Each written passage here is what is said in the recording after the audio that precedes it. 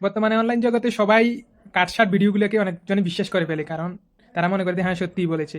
কিন্তু ভিডিওটা শুনলে এখন বুঝতে পারবেন আসলে তিনি কি উদ্দেশ্য করে বলেছেন আর কাটসাট করে তাকে কি এই ভিডিওটাকে কি বানানো হয়েছে। সবাই ভিডিওটি দেখ, জামাতের আমির কি বলেছে। জামাত ক্ষমতায় আসলে কওমি মাদ্রাসা থেকে যারা ফাঁস করে বের হয়েছেন তাদেরকে মসজিদ এবং মেহরাব থেকে বিদায় করে দেওয়া হবে।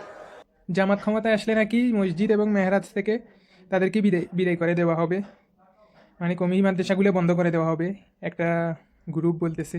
তো এই মূল বক্তব্যটি কি বলেছিল সেটি শুনুন। এরা মিথ্যাবাদী, ভয় দেখানো হয়।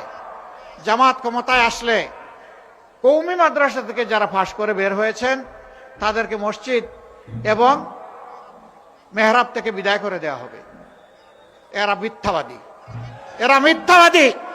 বলা হয় কওমি মাদ্রাসা বন্ধ করে দেওয়া হবে।